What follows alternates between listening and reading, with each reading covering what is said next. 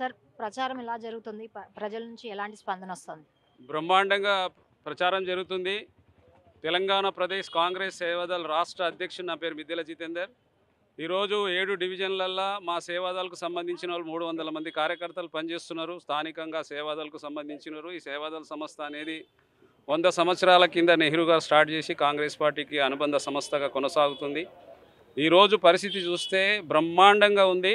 ఎందుకంటే ఇంతకుముందు 3 పర్యాయాలు నవీన్ యాదవ్ ఇక్కడ పోటీ చేసిండు, ఎమ్మెల్యేగా, కార్పొరేటర్గా. వారి తండ్రి గారు కూడా అనేక సంక్షేమ కార్యక్రమాలు చేసిండు. అదేవిధంగా ఆయన కూడా ఈ మధ్యకాలంలో మొన్న ఎలక్షన్ కంటే ముందు కూడా మహిళల కోసం శ్రీమంత కార్యక్రమం 1500 మందికి శ్రీమంత కార్యక్రమం చేయడం అనేది గిన్నిస్ రికార్డ్ అయింది. మహిళలు, యూత్, పురుషులు, పెద్దవాళ్ళు అందరినీ కూడా ఇక్కడ గడిచినటువంటి చాలా సంవత్సరాలుగా వాళ్ళు వ్యక్తిగతంగా ఆదుకోవడం అనేది చాలా గొప్ప విషయం. మేము ఎక్కడికి వెళ్ళినా కూడా వాళ్ళు ఒకటే చెప్తున్నారు, నవీన్ అన్న, శ్రీశైలం మాకు తెలుసన్నా, వారి ద్వారా మేము సహాయాలను పొందినామని చెప్పి. అంటే ప్రభుత్వ పరంగా కాకుండా వ్యక్తిగతంగా కూడా సహాయం చేసే వ్యక్తికి ఓటేసి మనం కాంగ్రెస్ పార్టీ చేయి గుర్తుకు ఓటేసి గెలిపించుకోవాలని చెప్పి అందరూ చెప్తున్నారు. ఇక్కడ ఉన్నటువంటి 4,02,000 ఓట్లలో ముస్లిమ్స్ 1,33,000 ఉన్నారు. ముస్లిమ్స్ అంతా ఏకదాటిగా ఒకటే అంటారు, ఈసారి మాత్రం మేము నవీన్ యాదవ్ చేయి గుర్తుకు ఓటేసి గెలిపిస్తామని. మిగతా ఎస్టీలు, బీసీలు, మైనార్టీలు అన్ని కులాలు కూడా ఇక్కడ బ్రహ్మాండంగా బ్రహ్మరథం పడుతున్నారు. మంచి మెజార్టీ 30 నుంచి 50,000, మేము ఎక్కువ చెప్తలేము లక్షలని, 30 నుంచి 50,000 ఓట్లతో తప్పకుండా ఇక్కడ గెలుస్తాము. 10 సంవత్సరాలు బీఆర్ఎస్కు ఇక్కడ అవకాశం ఇచ్చిండ్రు.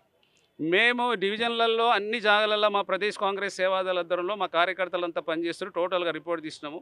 ఎక్కడ కూడా ఇక్కడ ఈ 10 సంవత్సరాలలో మాగంటి ఉన్నటువంటి గోపీనాథ్ గారు రోడ్లు, డ్రైనేజు, మిగతా వ్యవహారాలలో చాలా వెనుకబడిపోయింది. ఎక్కడ కూడా పనులున్నాయి. మహిళలు కూడా అదే అంటున్నారు. మేము మహిళలను అడిగితే, అన్న మాకు సన్నబియ్యం అందుతుంది, విద్యుత్ అందుతుంది, గ్యాస్ సిలిండర్ అందుతుంది, సంక్షేమ ఫలాలు ఈ 2 సంవత్సరాలలో మాకు అనేక సంక్షేమ ఫలాలు అందుతున్నాయి, మేము సంతోషంగా ఉన్నాం, తప్పకుండా వేస్తామని చెప్పి మహిళలు, అదేవిధంగా యూత్ అయితే యూత్ కోసం ఇప్పటి వరకు ఎడ్యుకేషన్ పరంగా బాగా సపోర్ట్ చేసిండు నవీన్ యాదవ్.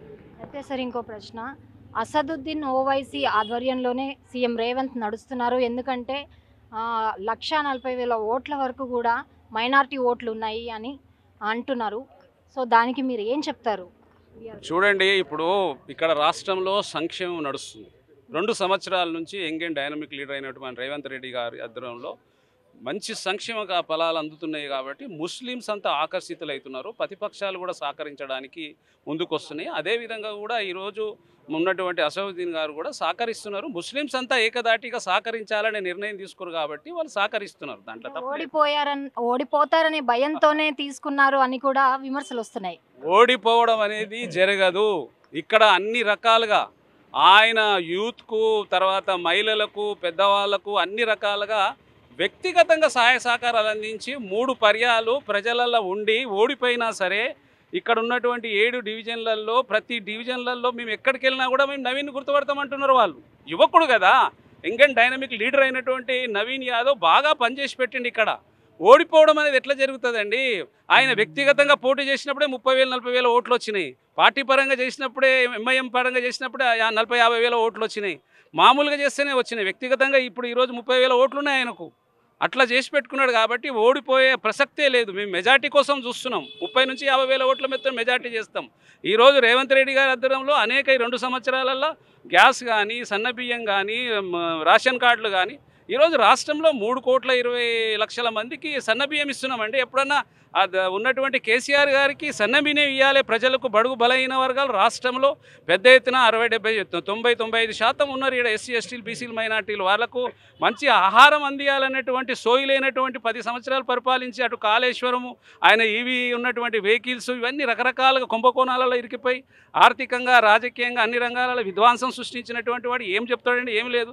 ఇక్కడ చూస్తున్నాం మేము పరిస్థితులంతా. అన్ని జాగాలలో ఇబ్బందులే ఉన్నాయి 10 సంవత్సరాలలో ఇక్కడ. కాబట్టి యువకుడైనటువంటి నవీన్ యాదవ్ని గెలిపించుకుంటే బ్రహ్మాండంగా అభివృద్ధి చెందుతుంది. యువకులు కూడా బాగుపడతారు, ఉద్యోగాలు వస్తాయి, చదువు వస్తుంది, మహిళలందరికీ కూడా చేస్తున్నాడు ఈ మధ్యన. కాబట్టి బ్రహ్మాండంగా జరుగుతుంది ఇక్కడ. అయితే సెంట్రల్ నుంచి కూడా కిషన్ రెడ్డి సాయం తీసుకుంటున్నారు రేవంత్ రెడ్డి అంటూ కూడా బీఆర్ఎస్ నుంచి కొన్ని విమర్శలు అయితే వస్తున్నాయి. కాళేశ్వరం ప్రాజెక్టుని అడ్డు పెట్టుకొని కిషన్ రెడ్డిని ముందుకు తోసి వాళ్ళు ఈ పరంగా గెలవాలి అని చూస్తున్నారు కాంగ్రెస్ పార్టీ అని అంటున్నారు. దానికి మీరేమంటారు? చూడండి, కాళేశ్వరంది ముఖ్యమంత్రి గారు సిబిఐకి ఇచ్చారండి. 2 నెలలు దాటిపోయింది. ఇప్పటి వరకు ఎవరితో కలిసి ఉన్నారు అనేది కనబడుతూనే ఉంది కదా. అక్కడ బీఆర్ఎస్ బీజేపీ కలిసి ఉన్నది ఇక్కడ. అదేవిధంగా ఈవీ వెహికల్స్ దాని కేసు కిందికి ఈరోజు గవర్నర్ దగ్గర ప్రాసిక్యూషన్ కోసం ముఖ్యమంత్రి గారు ఇస్తే 2 నెలలు గడిచిపోయింది. ఇక్కడ వరకు ప్రాసిక్యూషన్ అనుమతి ఇస్తలేరు. ఎవరు కలిసిపోయినారు? సిబిఐ ఇంక్వైరీ ఎందుకు జరగదు? ఇప్పుడు సిబిఐ అనేది మోదీ చేతిలో ఉంది. సిబిఐని కాళేశ్వరం అనేది సిబిఐకి ఇచ్చినాము. మా ముఖ్యమంత్రి గారు సిబిఐకి ఇచ్చారు. సిబిఐ అనేది మరి చేయాలి కదా, ఎంక్వైరీ చేయాలి కదా. ఎందుకు చేయట్లేదు? మరి ఎవరితో కలిసి ఉన్నారు? ఈరోజు వాళ్ళు ఇద్దరు లోపాయకారంగా కలిసిపోయి ఉన్నారు. గడిచినటువంటి ఎమ్మెల్సీ ఎలక్షన్స్, టీచర్స్ ఎలక్షన్స్లో మరి ఆ రోజు పోటీని ఎందుకు పెట్టలేదు? బీజేపీ గెలవాలని పోటీకి పెట్టలేదు. వాళ్ళిద్దరు కుమ్మక్కయ్యిండ్రు. 10 సంవత్సరాలు తానా తందానా అని ఆయన లైట్లు వేయమంటే లైట్లు వేసిండ్రు, బజాయించమంటే బజాయించిండు. ఎన్ని చేసిండండి కేసీఆర్ గారు? ఒక్కటని విభజన హామీలు తెచ్చుకున్నాడా? ఏం చేసిండండి కేంద్రం నుంచి? ఈరోజు 1,00,000 కోట్లు బట్టి కాళేశ్వరం కడితే అది కూలిపోయింది. ఆ రోజు మరి దాని జాతీయ ప్రాజెక్టు కింద విభజన హామీల కిందకి తెచ్చుకోవాలి కదా. ఒక్క ప్రాజెక్టు ₹1 తెచ్చుకున్నాడా? ఇక్కడ దుర్మార్గంగా 8 సీట్లు గెలిపించేసి 2 మంత్రులు ఉంటే గడిచిన 2 సంవత్సరాల నుంచి గడిచిన 10 సంవత్సరాల ₹1 తీసుకురాలేదు బీజేపీ వాళ్ళు. బీజేపీ వాళ్ళకు మాట్లాడే అర్హత లేదు. చూడండి, పక్క రాష్ట్రంలో ఆంధ్రాలో చంద్రబాబు నాయుడు గారు కానీ వాళ్ళ బీజేపీకి సంబంధించిన వాళ్ళు కోట్లాది రూపాయలు తెచ్చుకుంటుండ్రండి. ఇక్కడ 8 సీట్లు ఎంపీల సీట్లను ఇచ్చేసి 2 మంత్రులు అయితే ఎంతసేపు హిందూ ముస్లిం సిక్ రామ్ మందిర్ ఉందిరే తప్ప ప్రజల సంక్షేమం అవసరం లేదా వీళ్ళకు? ఎంతసేపు హిందువులను చెడగొట్టడం, హిందువులను చేయడం, దేశం విభజన చేయడానికి చూస్తుండ్రా? ఏం చేస్తుండ్రు వీళ్ళు? అభివృద్ధి చేయాలి కదా, డబ్బు తీసుకురావాలి కదా కేంద్రం నుంచి. ఎందుకు తెస్తలేరు వాళ్ళు. బీజేపీకి ఓటు అడిగే అర్హత లేదు. ఈరోజు డిపాజిట్ కాదు కదా, ఇంతకుముందు 25,000 వచ్చినా ఈరోజు 10,000 కూడా రాని పరిస్థితి అయిపోతుంది వాళ్ళది. ఇక్కడ ఏం ముఖం పెట్టుకుని అడుగుతారండి? 2 సంవత్సరాలు అయిపోయింది. 2 మంత్రులు ఉన్నారు. ఏం చేసిన 2 మంత్రులు? ఆ రోజేమో 10 సంవత్సరాలేమో దోస్తీ అని గల్లీలో కుస్తీ, ఢిల్లీలో దోస్తీ. మరి ఆ రోజు మరి ఎందుకు తెచ్చుకోవాలి విభజన హామీలు? ఒక్క ప్రాజెక్ట్ అన్న కాళేశ్వరం ప్రాజెక్ట్ అనేది జాతీయ ప్రాజెక్టు కిందకి తెచ్చుకోవచ్చు కదా. ఈరోజు చంద్రబాబు నాయుడు ఇప్పుడు జాతీయ ప్రాజెక్టు పులిచింతలు కడుతున్న కొన్ని లక్షల కోట్ల రూపాయలు అక్కడ ఇస్తున్నారు. మరి మన రాష్ట్రానికి విడగొట్టిన తర్వాత ఏం తెచ్చుకున్నాడు ఇక్కడ కేసీఆర్ కానీ బీజేపీ వాళ్ళు ఉన్నటువంటి మంత్రులు, ఎంపీలు? కిషన్ రెడ్డి ఏం చేసిండు? ఇక్కడ ఏమీ చేయలేదు. వాళ్ళ స్వార్థం కోసం ఎంతసేపు వస్తారు, మాట్లాడతారు. హిందూ ముస్లిం రామ్ మందిర్ అయితే కట్టిరు కాబట్టి అయిపోయింది. కాబట్టి ఈ తప్ప వాళ్ళకు హిందూ ముస్లిం రామ్ మందిర్ మోడీ తప్ప వాళ్ళకి ఏమీ లేదు. ప్రజల సంక్షేమం అవసరం లేదు. దేశంలో హిందూ ముస్లిం సిక్ ఈసాయి అన్ని ధర్మాల వాళ్ళు భారతదేశంలో ప్రపంచ దేశంలో గొప్ప దేశం. ఈ దేశాన్ని కాంగ్రెస్ పార్టీ అనేక రకాలుగా శాస్త్ర సాంకేతిక రంగాలలో అభివృద్ధి చేసి ఇచ్చింది. ఈరోజు అనేక ప్రధానులు పనిచేసారు. ఈ 10 సంవత్సరాలల్లో 10 లక్షల రూపాయలు బ్యాంకులలో వేస్తున్నారు. సంవత్సరానికి 2 కోట్ల రూపాయలు మోదీ 2 కోట్ల ఉద్యోగాలు ఇస్తాడు. ఇచ్చిండా? ఏవి? ఎక్కడ ఏం లేదు. మాటలు తప్ప ఏం లేదు. ఒక రోడ్లు అవి చేస్తే అయిపోతుంది. ఉపాధి ఎక్కడుంది? ఈరోజు డ్రగ్స్కి అలవాటు పడిపోతుండ్రు యువత అంతా. చదువు లేదు. అక్కడ కేంద్రం కూడా ఎటువంటి మోదీ ఎంతసేపు మేము ఇచ్చినటువంటి టీవీ ఎవరు ఇచ్చిండండి? కాంగ్రెస్ ఇచ్చింది. ఫోన్ ఎవరు ఇచ్చిండండి? కాంగ్రెస్ ఇచ్చింది. మన కంప్యూటర్స్ ఎవరు ఇచ్చిండ్రు? కాంగ్రెస్ ఇచ్చింది. ఏం శాస్త్ర సాంకేతిక ఉపగ్రహాలు ఇచ్చింది మేము. ఇస్రో స్టార్ట్ చేసింది కాంగ్రెస్. అన్నీ ఇచ్చింది కాంగ్రెస్. ఈరోజు ఎంతసేపు మేము ఇచ్చినటువంటి ఉన్న శాస్త్ర సాంకేతిక రంగాన్ని వాడుకొని, టీవీలను వాడుకొని ప్రజల దగ్గర కనబడుతుంది తప్ప ఎక్కడ అభివృద్ధి లేదు. ఇక్కడ పెద్ద ఎత్తున మెజార్టీతో గెలుస్తున్నాము. నవీన్ ఒక మంచి యువకుడు. మేము ప్రజలందరిది మీ ఛానల్ ద్వారా రిక్వెస్ట్ చేస్తున్నాను.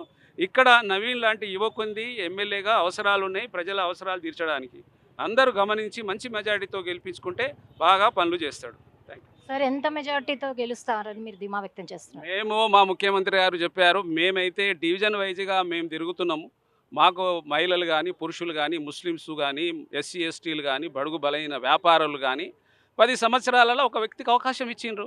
ఈసారి ఇక్కడ కూడా అవకాశం ఇవ్వాలి అని చెప్తున్నారు. ముఖ్యమంత్రి గారు 30 అంటున్నారు. 30 నుంచి 50,000 ఓట్లతో మేము గెలుస్తున్నాం.